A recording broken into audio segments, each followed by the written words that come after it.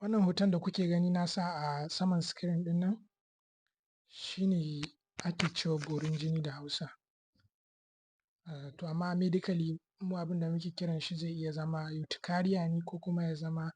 angioedema.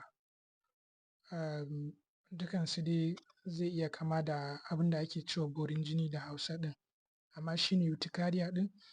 shi ya fi kama da wanda mutane suka sani da borin jini, shi kuma wannan angioedema.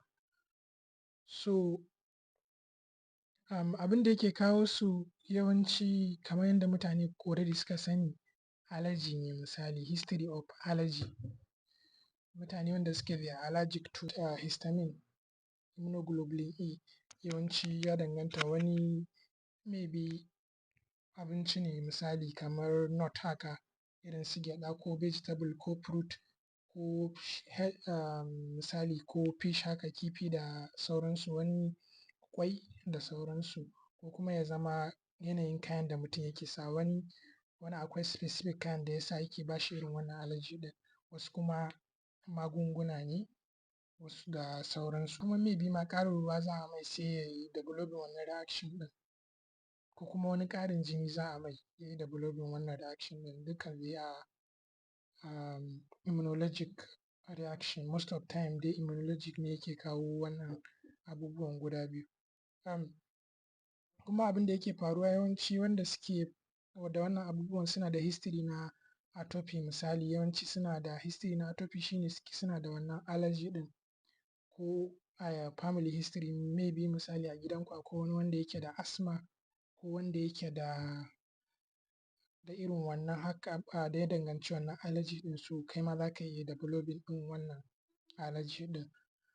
So amma the best treatment option abin da worldwide shi ne removing that source of allergy. Idan ka san kana da wannan allergic reaction ɗin, no matter what you should avoid it. Idan mutum misali yana da allergy da nut, gyaɗa kenan ko ƙwai ko abin da ya danganci haka, you have to avoid wannan abin da yake kawo allergy, shi ne first treatment da ya kamata ka fara da, sannan kuma daga baya maybe in ka je asibiti za a iya ba ka antihistamine ko za dai a yi diagnosing ɗinka, za a yi taking proper history sannan a ba ka management, amma farko abin da za a fara yi a yi removing ɗin wannan allergy ɗin, sannan it is recurring zai iya sake kawowa. Wanda ya fi hatsari shi ne shi angioedema ɗin, misali wannan wanda na nuna muku za ku ga kamar bakin mutum ya kumbura, so ba iya baki ba ne ba, ana samun maybe a samu matsalar difficult airway, maybe bakin mutum ya wato hanyar da mutum yake shan numfashi za ta iya rufewa, shi ne main damuwar da yake abun nan. So in dai mutum yana da wannan aka samu irin wannan case ɗin, shi ma as early as possible mutum ya yi ƙoƙari ya ga likita, sabida rayuwar mutum tana cikin hatsari. Ku share wannan bidiyon sabida zai iya saving life.